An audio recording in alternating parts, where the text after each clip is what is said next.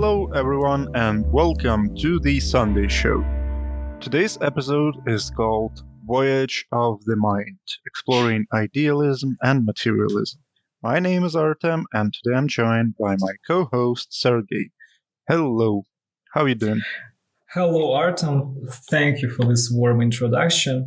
Thank you as usual. I'm doing great. I hope you are doing great as well. Yep. Let's just stop real quick on what are we planning to discuss today. And on the bucket list is basic ideas of materialism, idealism, as listed in the episode's name, and the solitude of human mind in universe.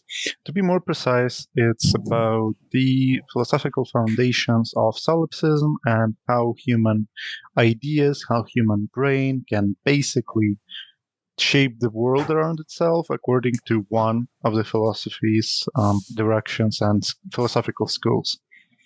What do you think about today's topics?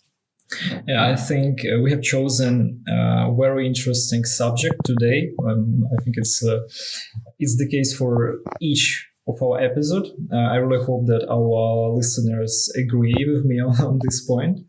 And from my side, I want to say that we will do everything to make those topics as more interesting and engaging as possible, because I really understand that today we are planning to introduce our listeners to many subjects which may seem pretty complicated, and some people may definitely hear some new words which may seem pretty intricate and create sort of anxiety about its meaning. But I really expect that we will do our best to explain those topics in details and make them as clear for our listeners as possible. And I think we can start our today's discussion. What do you think? Yeah, I think we definitely can kick it off, but at the same time, I believe that some of those concepts can be a bit tough to grasp for a person who never heard about them. So let's make sure that we stop on them in very detailed fashion, just to make sure that we are all on the same page and everyone understands what we are talking about, especially in connection with this swift transition from a bit of a space sci-fi topics that we discussed to a more of a philosophical and practical ones. I'm really excited to start off with philosophy. You know that I love all philosophic discussions as well as you, I'm sure. And Sure. I'm adamant it's gonna be a very captivating and informative. So to start with, let's discuss the concept that we mentioned previously, the Boltzmann's brain, which were discussed in detail in the previous episodes. But a quick recap, it's a basic idea that if we put a brain in a jar, can the brain function and basically imagine the world around itself or live in simulation/stimulation by the external factors? And this way, if a brain can exist in a jar, that means that the world is basically the concept that's developed inside our heads by our almighty brain. And this is one of philosophical concepts that is called solipsism. So, in a very few words, solipsism is a philosophical concept in which the thought, the idea, is primal. Basically, there is nothing apart from the world of ideas. The world that we exist in, everything you see, it only comes to you from your personal perception and through your own personal existence. If you wouldn't exist, the world wouldn't exist. That's like the basic concept. I remember in our university we had a professor who was joking about that, and we started off with the joke about the blackboard, like, what color is the blackboard? Yeah, sure. I love that remember that example. one. Yeah. Like what was the color actually for our listeners? I remember. Yeah. So the color basically, in this philosophic school, is non-existent if we close our eyes. That's solipsism. And Sure. that's a funny story from university, because in uni we were like 15 minutes into trying to tell the professor that the blackboard is green, or I don't know, brown.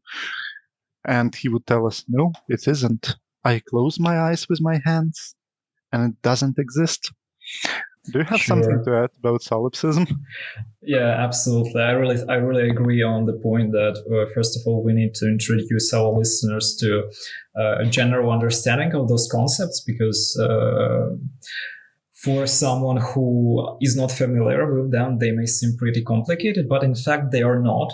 And in fact, in my opinion, they are pretty entertaining ideas on their own. And I really like that example you mentioned with the professor trying to convince us in his subjective understanding of the essence of the blackboard. But I would like to add a few comments on this one. First of all, about the solipsism in general.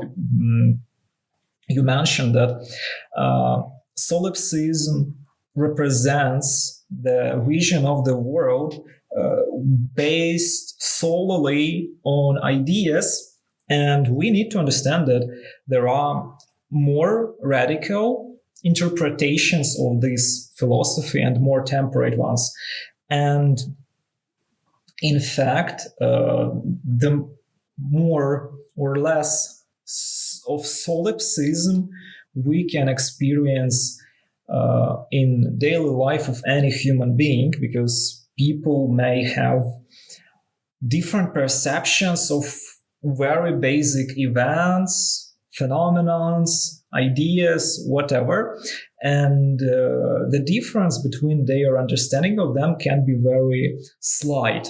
But at the same time, we can dive into more radical envisioning of this idea, where some fans of those concepts may insist that the world itself does not exist and it is only VR created only by our imagination or by some other force which put us into this VR, virtual reality.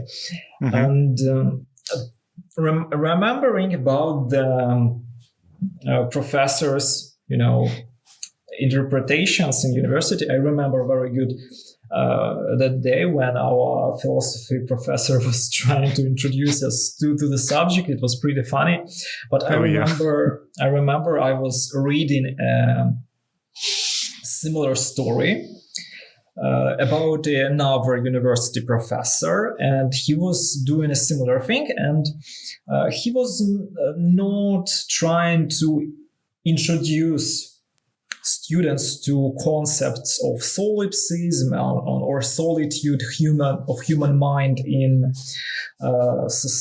universe. He was more or less concentrating on idea of personal perception of reality, which in some sense is temperate interpretation of solipsism. So what was the example? The professor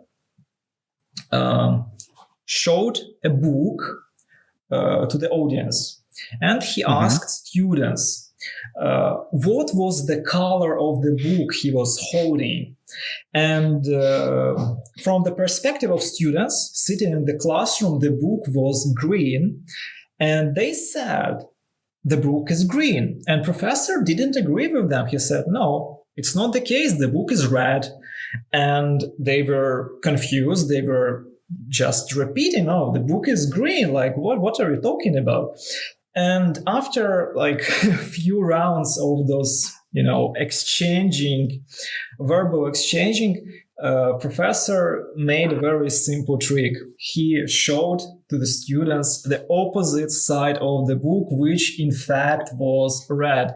And at the same, like, it's very simple, very realistic, and very, in my opinion, fascinating example of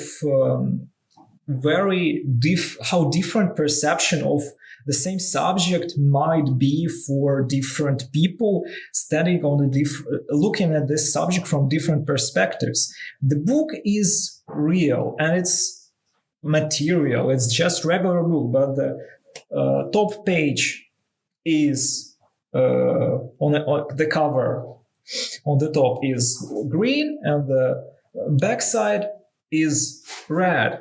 And I really love this example. I find it amazing, and I really hope that we can, start our understanding of this concept from those simple examples of subjective understanding of different things, concept, ideas. But if we are talking about more radical understanding of the solipsism ideas, if we are talking about more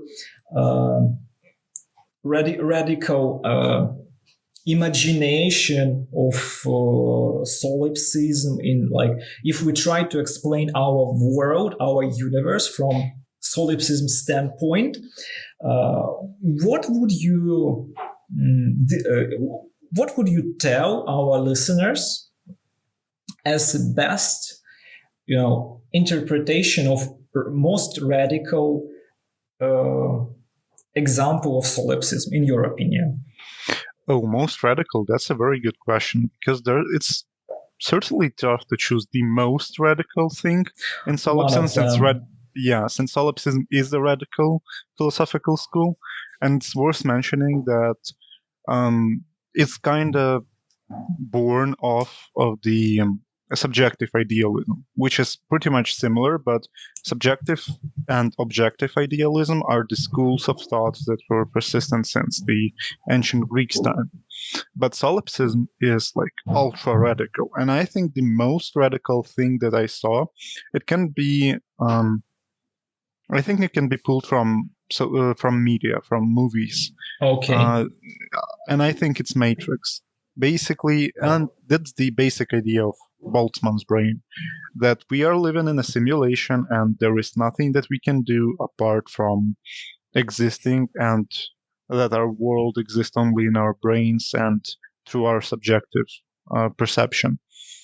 I think it's also worth mentioning that apart from this very radical notion, and apart from this stern belief into stuff that's only can be proven by some very vague concepts, it can really be proven into the practice.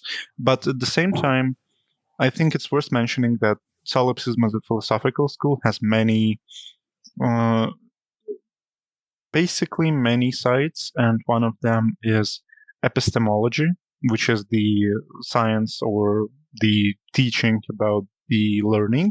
So whenever we are trying to learn something, epistemology of solipsism says that everything that you can experience can only be experienced through your personal subjective perception, which is very radical. Yes, of course, as you mentioned, was the great example of this book, which is green and red. There are different perspectives, of course, but still, the book exists, and the book has two sides. So the book's, let's say that the book's properties do not change whenever you look at it, if we are living in a real world, of course. But in solipsism, this book can be something else for everyone. That's just a matter of your personal perception. It can be a snake, maybe, for someone who names it a snake and sees it as a snake. That's why I believe there is, let me just double check, a dissociative disorder of solipsism. Like when person believes that the world around the same person is not real. Basically, that's where all the Napoleons and Neos in the Matrix in psychiatric asylums come from. Well, if we just exaggerate this concept a little bit. But at the same time, I'd really love also to mention the ethical aspect of solipsism, because it's the basic idea of egoism and egocentrism, and very radical at that as well, because whenever a person is believing that something can only exist in the person's head, that means that the person might be a little bit onto themselves, let's call it that way, and be a bit full of themselves, in my opinion. What do you think about it? Honestly, the topic of mental disorders, how did you call it once again, that disorder? Dissociative disorder, and I think it's called solipsistic dissociative disorder. Yeah, it's very interesting. Honestly, I think that thanks to development of medicine, we created a lot of diseases, and we know that we are sick sometimes only because medicine called some state of affairs in human body or human mind a disease. This is my comment, first of all. Of course, it might be worth considering some type of disorder as a disease in case it is destructive for human being itself or for our people surrounding him or her. But in my opinion, sometimes different states of human soul or body are not should not be classified as a disease. It's sometimes can be an exaggeration from the side of medicine, but still, maybe. But still, like if they created such a classification, there is a foundation for it. But at the same time, I don't want to think about negative examples when people really lose their mind thinking about subjective understanding of this world, because in fact it does not make a lot of sense, because subjective things, they are impossible to prove or to how to say explained, basically. Yeah, or to deny, for example. Of course, it takes place. Yeah, for example, when I was a kid and I didn't know about Mr. Hume and solipsism ideas, I was already thinking about those subjects. For example, I look at, for example, at a T-shirt I'm going to wear today, and the T-shirt is red. And everyone sees this T-shirt, yeah, like it definitely exists for everyone around me. But I see that color is red, but I cannot be sure that in eyes of someone else, this T-shirt is not blue, for example. And because in his eyes, all blue items in his eyes around him are called red, because everyone considers them red. In my eyes, they are red because I see this color this way. For someone else, they might be yellow, and so on and so on. Like, you cannot be sure that other people, when they look at the same item, they see it in the same color, because you cannot switch roles and you cannot step in his shoes like directly and take a look at the world from his perspective. But in reality, the fabric is still the same color range that is shown through the light.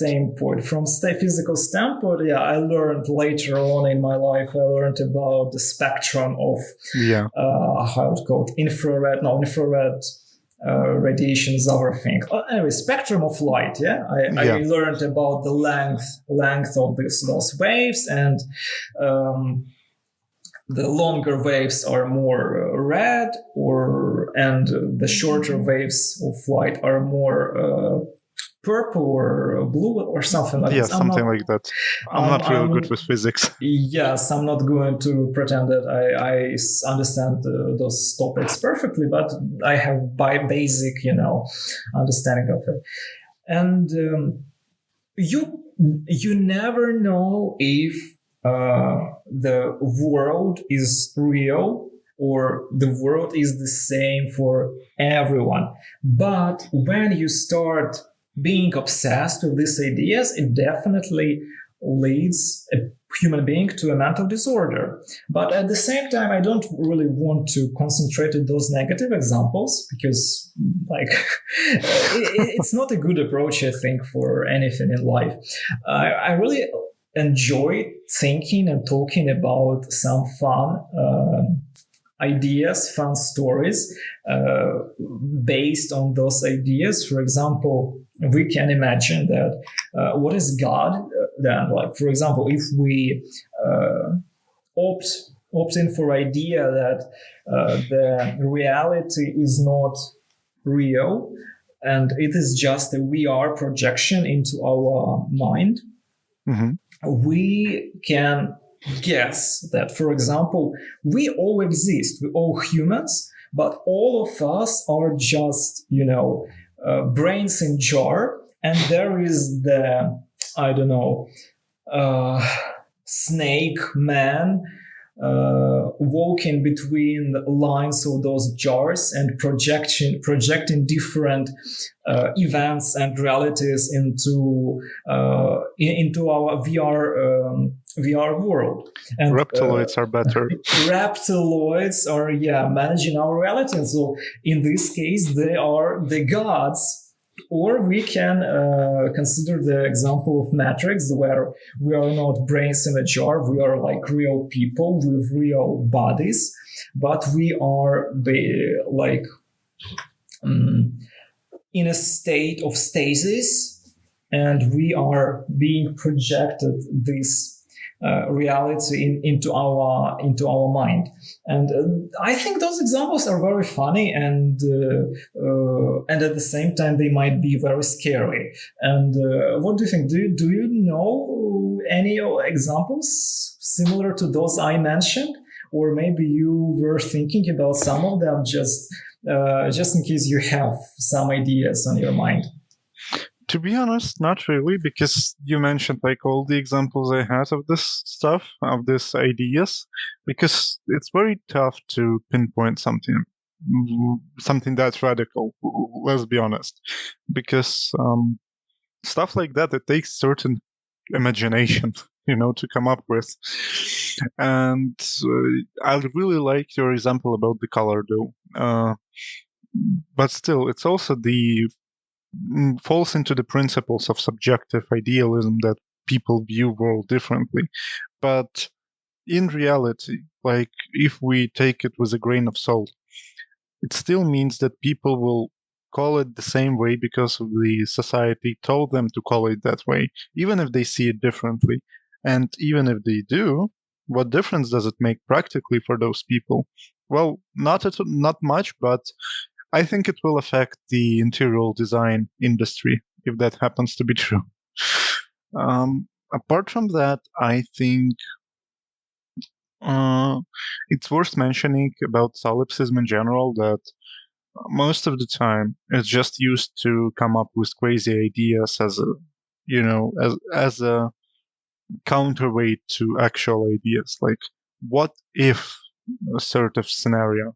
And whenever that happens, we can really go into the dialectic process of discovering the truth.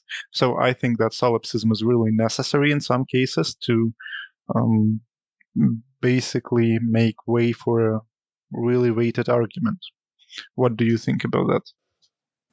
First of all, I would like you to tell more to our listeners about dialectic concept because it might be a new topic because we didn't mention it in the beginning. Can you explain it in more details?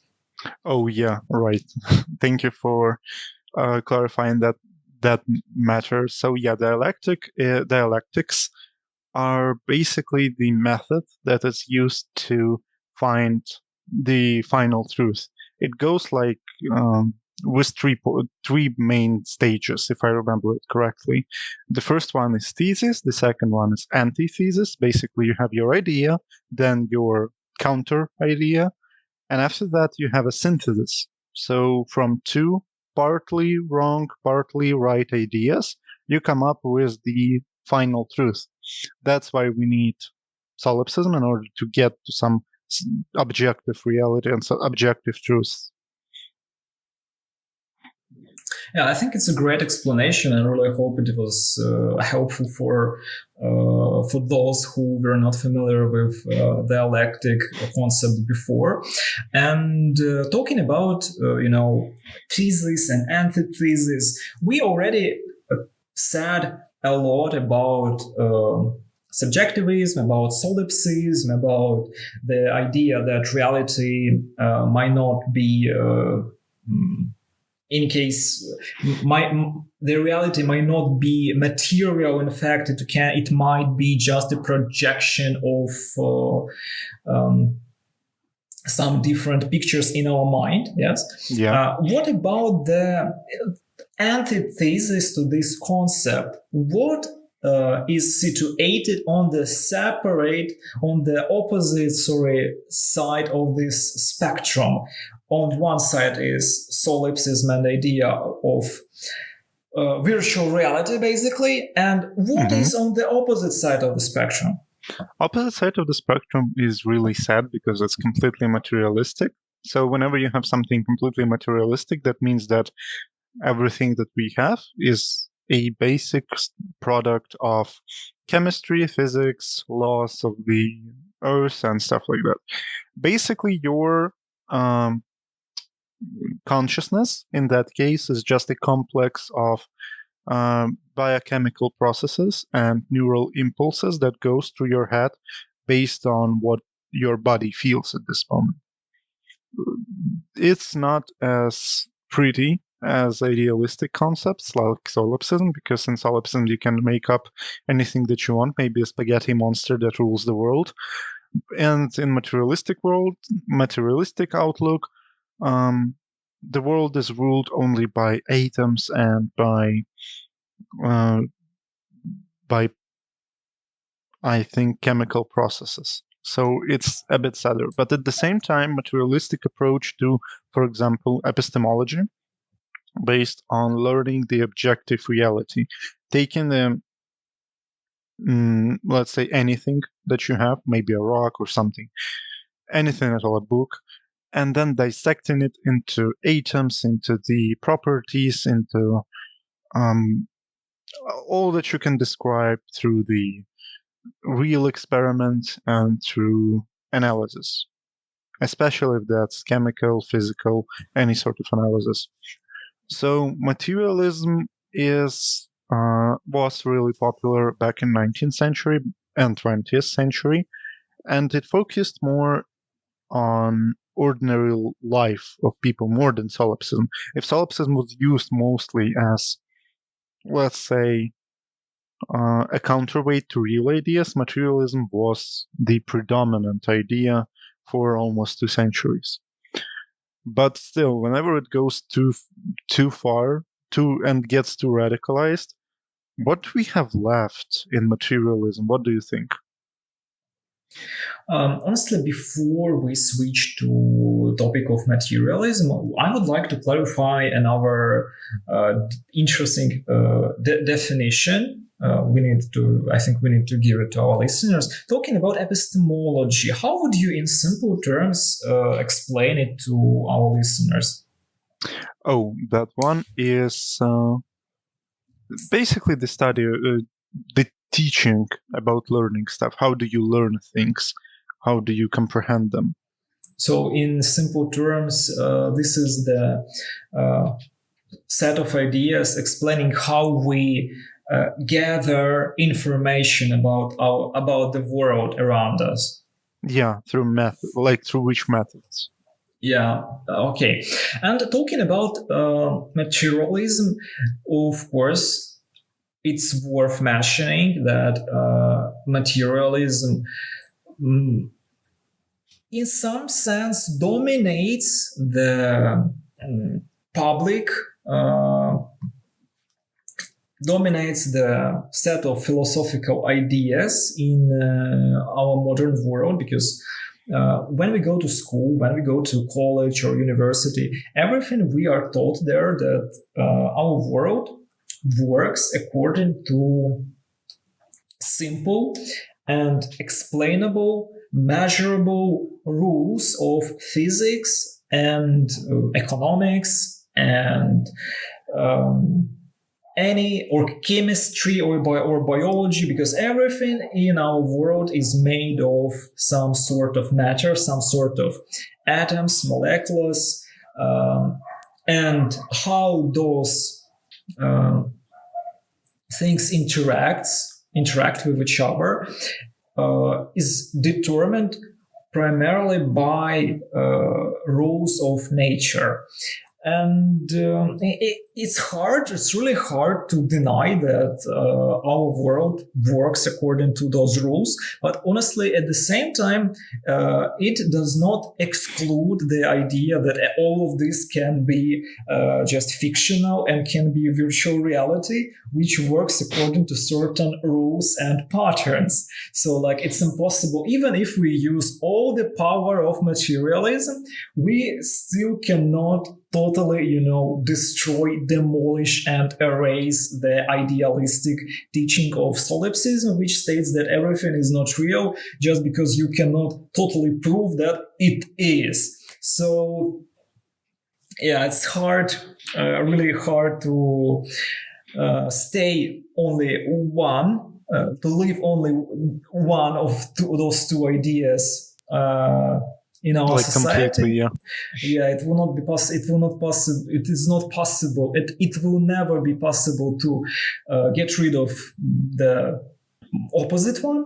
And but at least we can say that in the past, when humanity was more connected to not philosophical teachings, but to religion, and we had more of mythological perception of a reality, I think idealism was stronger. And Of course, yeah, much stronger. Much stronger. But at the same time, I'm not ready to say that right now we are on the point where materialistic teachings explaining our world only by physics, chemistry, and other scientists are dominating our world, universe, and society.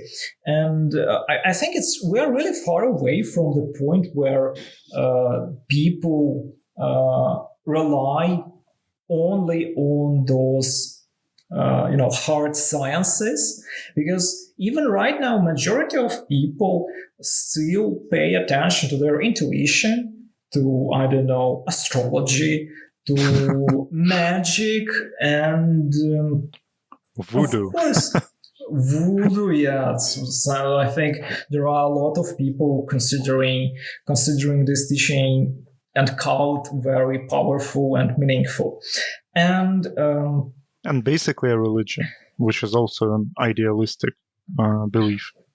Absolutely. And when I start to think about the world where radical materialism is possible, there are only a couple of things coming on my mind. Like, of course, there are like some communist regimes existing throughout the 20th century, but at the same time, their ideology were like hard materialism. But at the same time, the society lived under this ideology, but it doesn't mean that they really cared honestly. And And it doesn't mean that this ideology was enforced as it should be. So basically, even those ideas of, for example, communism, they became idealistic at one point. yeah, it's the case actually. Basically, people were believing into those ideas like they were believing in a god. It's a Absolutely. substitute. But it is, it's very paradoxical considering the ideas themselves were materialistic. So yeah, like human society full of different phenomena, unexplainable by formal logic, but it's fine. It's our world. But when I think about the possible examples of really strict materialism where society is really profoundly dominated by those teachings, I don't think about some real examples. I start to think again about science fiction, but more, social oriented. There is the novel of George Orwell, 1984. Like it's quite popular in, I think, throughout last couple of decades. Especially. But at the same time, it's not that much concentrated on materialistic ideas. It's more on ideas of social justice exploited by totalitarian power, which are keeping the society in atmosphere of lie and total control. And hardship, of course, and poverty. But it's still not, the real materialized on the book pages example of materialism imposed into society.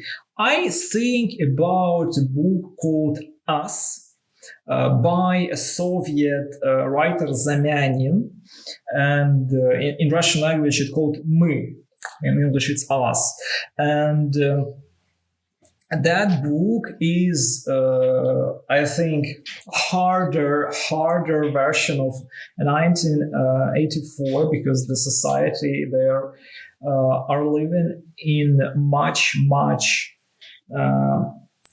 under much harder pressure, under more strict rules, and all actions people take in those novels are controlled by the system. So system basically creates a schedule for everyone, when you should wake up, go to work, what time you should spend on transportation, what time you need to spend to work, what time you must spend for meal, and so on and so on.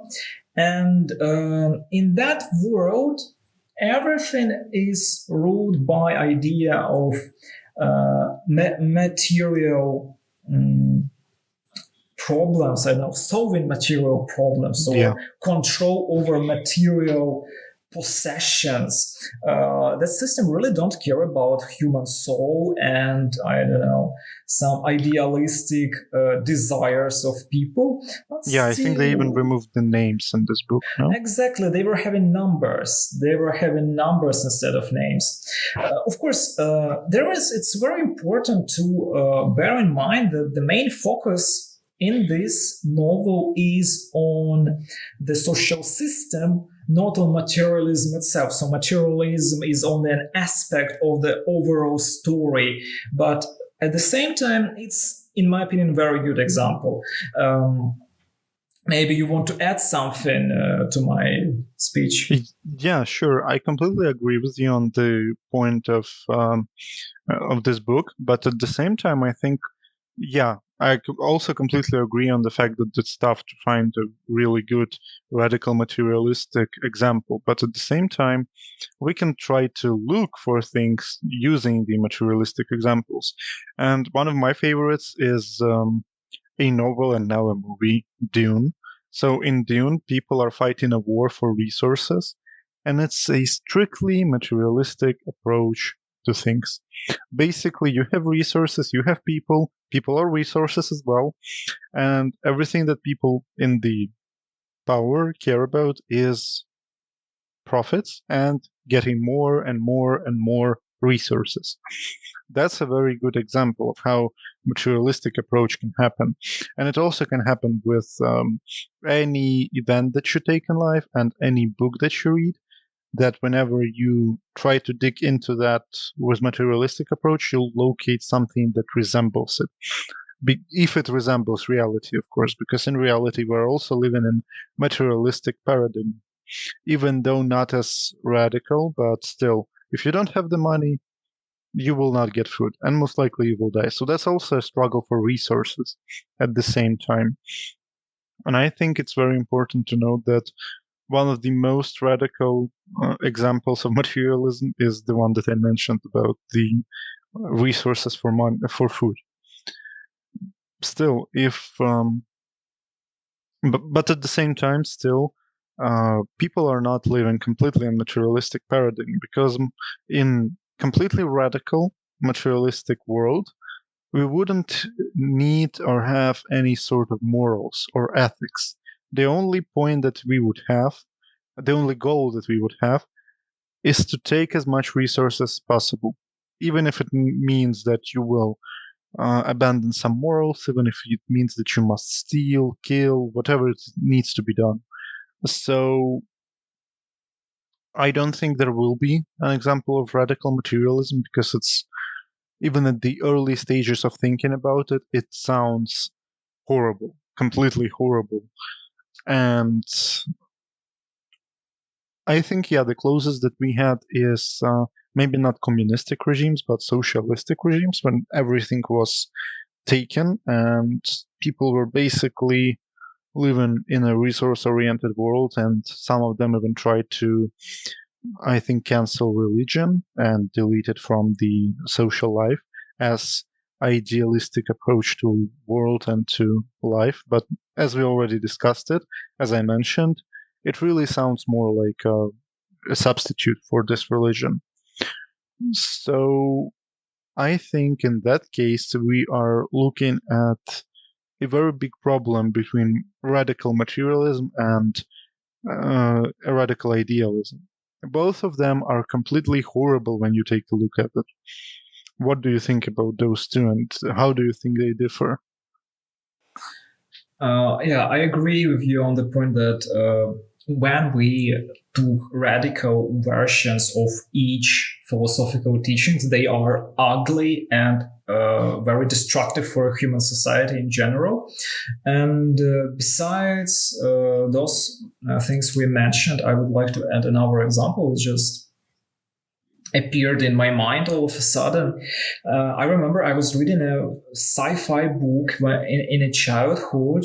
It was an American writer. I don't remember his name, honestly. Like, if any of our listeners will accidentally understand what writer and what book I'm talking about, like, you feel free to share with us the comment with it. It would be very nice. So the writer was describing a society, again, like you were talking about example of materialistic oriented society in capitalistic system, which is basically more real and closer example for our real life. But the writer was talking again about totalitarian socialistic system where with state-planned economy and where the state system, let's say, controls not only all material resources and economic system, but it controls even humans themselves, so they are also considered as a resource. And when we take a look at real examples of evil communist regimes in our real world, they at least pretend that they are existing and working in interests of their people. They declare it in their ideology. That system, which was described by the author of the book I'm talking about did not pretend that it exists in order to improve lives of the people. It was just directly explaining to everyone that you are a resource. And what was the, for example, what was the example of how inhuman and terrifying that system is? It's the system of punishments. In that system described by the author, you could be punished for very simple, things that you are not capable enough to meet the expectations on your workplace. You are not effective enough. Like if you're not able to cooperate with people, you don't want to live in this system. The punishment was very simple. You were disassembled or on parts of your body, and those parts of your body is used as substitutes for other members of a society who need treatment. So like someone sounds like a conspiracy theory, not a book. Yeah, like maybe some conspirologists were using this book as a source of inspiration for their theories. But the system was it was open in that system, so everyone was aware, if I'm not effective, if I'm not good enough in what I'm doing, the system will get rid of me, and it's fair because I cannot live here. And I really remember how the main character decided that this bullshit is not for him. He wants to live his own life, and he understands the value of his own life and how he escaped from Earth, and with just attention, with a space whale which exists in the vacuum of space. With that whale, traveled to Pluto, where he was like a slave in that system. So he had a special device on his neck, which encircled his neck. And when the time comes, this device must explode and kill this person. So when he managed to get to the edge of the solar system, his head was removed from his body, the device was again removed, and the head was again connected. So the surgeon was very professional. He solved this problem, and his body and his head were together again, and he was free. So it was the happy end of this book. But I think this example is even more is even closer to what we are talking about than those books we discussed previously, because again it concentrates only on efficiency of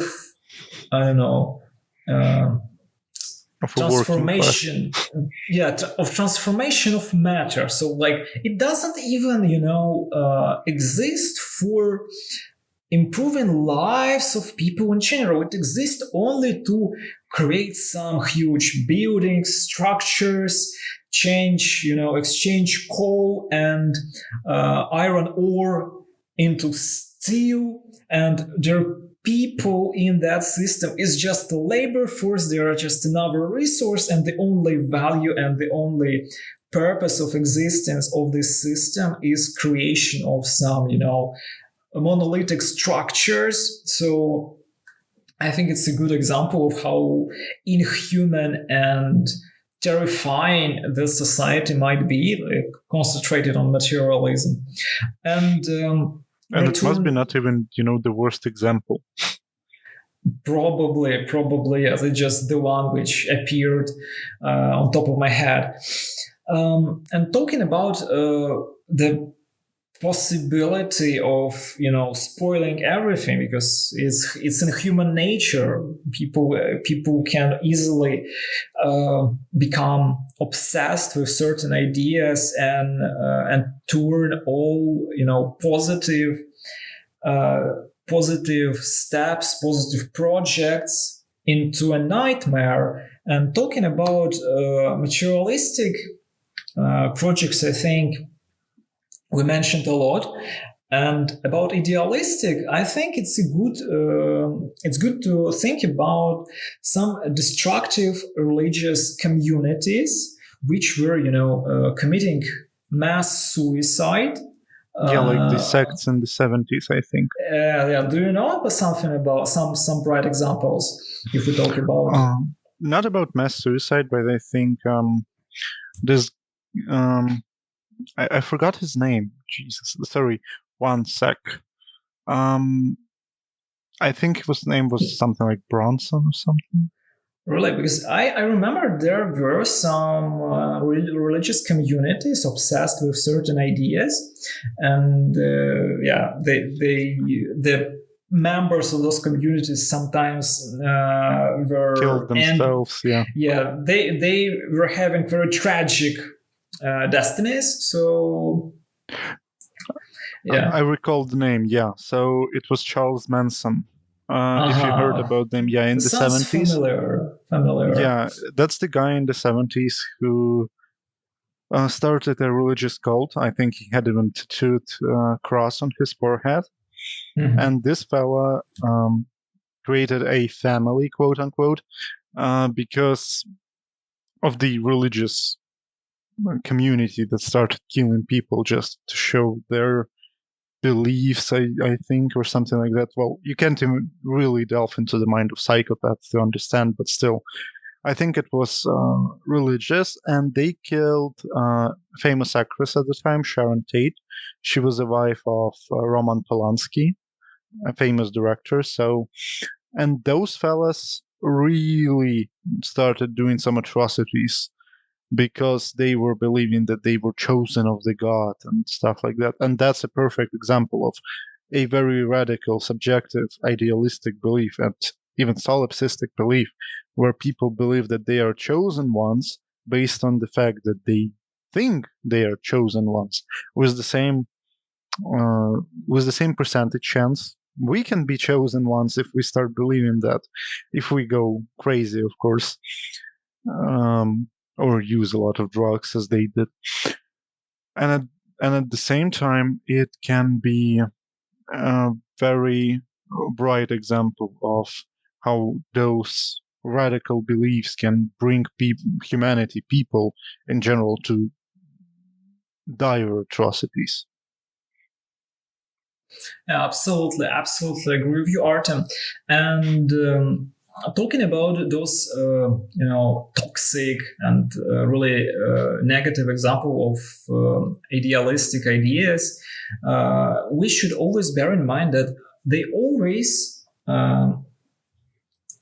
based on the idea of existence of alternative world, which is superficial comparing to the one we are living in. So basically, members of those sects, of those religious communities, they start believing in that our world, material world, doesn't mean anything, and this is just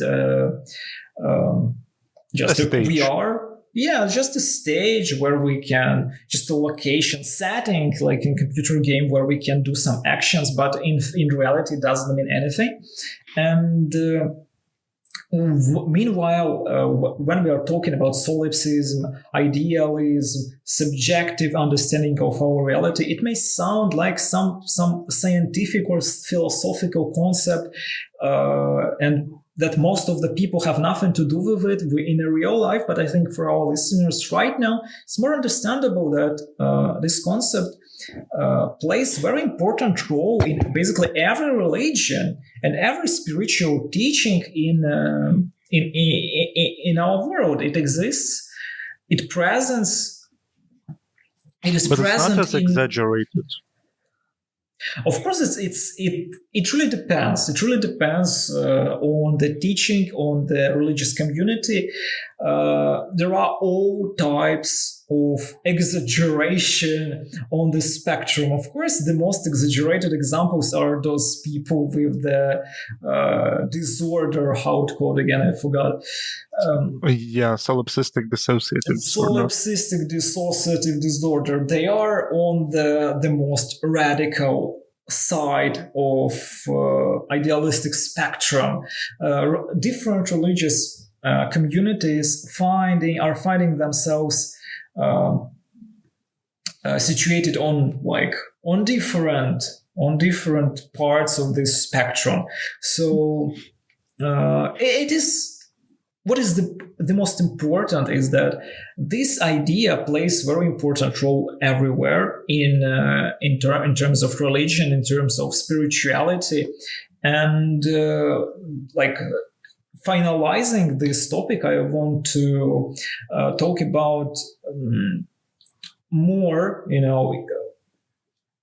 connected with general life of society topics like dangers of radicalization in general in public life, in politics, because we discussed some examples of how those two very abstract ideas can find themselves in our real world and we see it every day right now. And higher or lower level of exaggeration or radicalization. What other examples of radicalization, in political ideas, in social processes, you find important and interesting and worth mentioning on our podcast today? I wouldn't say that they are important, but still, I think that a very good example of radicalization and a subjective idealism in public life and in political life is fascism, for example, in which one group of people is better than another group of people based on what? Based on something that can be proven. Based on ideas. They decided they are better. They found the reasons, so it doesn't matter what the reasons actually are. Yeah, as long as you can disprove them or prove them at that matter.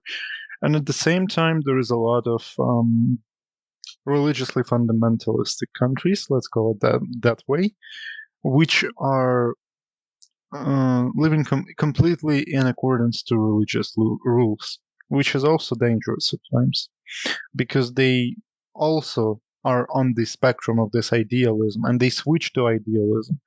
Whatever doesn't fit into their paradigm is thrown away. So this is dangerous. And as of the materialistic side, I'd say that all capitalistic countries are a very good example of materialism right now, at least in a perfect example of capitalistic countries, like the bourgeois republics of 19th century is a very great example, because people were fighting for their own material wealth. They weren't tired of the ideas that we need to fight for some vague notions of a king, of of freedom. That stuff didn't interest them enough. They were only wanting one thing: to protect their wealth, their economic stance. Sometimes when they had to, they must have used some tricks for the society, like some ideas that were built upon this principle. But the foundation principle of all capitalistic countries in the world is materialism. That I will work if I get paid. I will not do anything if I'm not paid enough. And if I'm underpaid, I will leave and find something better to do. I will not work for free or for idea or for a greater good of the country, stuff like that. So I think those two are the best examples I can think of. What about you? Can you recall something? Honestly, I don't have any additional concepts on the top of my head, but I think it's worth mentioning one more time that not only capitalistic bourgeois states existing, which existed in throughout the 19th century and throughout the 20th century, are the good examples of materialism dominated culture.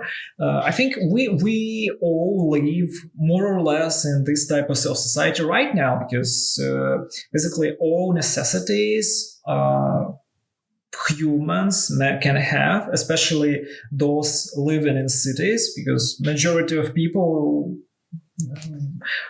right now, majority of people didn't live in cities up until I think 2016 or something, because it was still majority people living in rural areas. Majority of people living in cities right now are forced to pay for everything, because they cannot produce any useful item for them on their own, because people living in a village, they can grow food, they can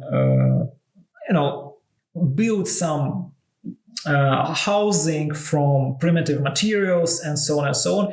Be self-sustainable. Sustainability was available for them. For people living in cities, it is not an option anymore, and we are living in a situation where we need to find something, like get useful skills or be entrepreneurial to offer to society something in exchange to what you can get some material resources you need. And we are in this eternal game. And unfortunately, this game starts look like a Squid Game more and more every single day. I don't think that it was a coincidence that series was released to picture our capitalistic society, where basically human life becomes a price for material resources you need to live this life. And I really think that we can stop on this one and admit that this system is the brightest example of materialistic oriented culture we can observe, because it exists in a real world, first of all.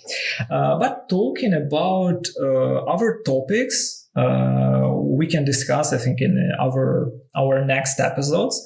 What was on top of my mind is impact of media on the society, how it can shape the processes in society, and how it can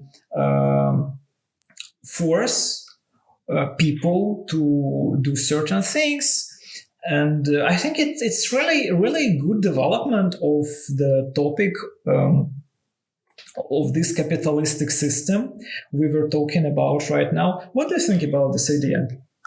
Yeah, I think it's a great idea to discuss this in the next episodes, because I have read a few researches on that, and they will be very interesting, because there are some numbers about the emotional connotation of the words that are used in media in order to shape, on the one hand, shape the ideas, and on the other hand, to gain more views, gain more impressions, gain more click-through rate. So I think it's going to be a fantastic thing to discuss.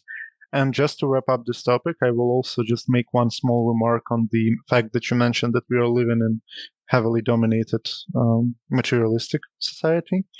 At the same time, almost all public political life that's going on in our lives are going through the lens of idealistic beliefs most of the time.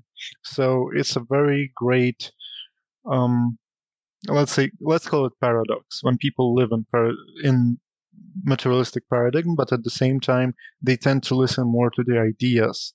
So it might be something deeper, something unconscious, maybe. I'm not sure. And I'm not sure someone in the world knows that, apart maybe for reptiloids who control Boltzmann's brains in a jar. And yeah, I think that's for our listeners to think about and to decide for themselves.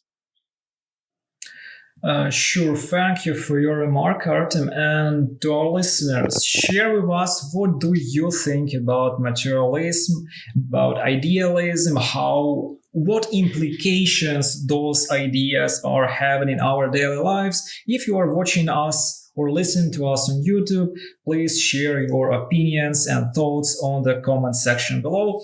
And thank you very much for listening. It was a pleasure for me to hold this fascinating conversation with you today, Artem. Thank you so much for your time. It was also a pleasure to have this discussion. And to our listeners, have have a good afternoon, good evening, and good night whenever you're listening to us. Thank you so much, and we'll catch you on the next one.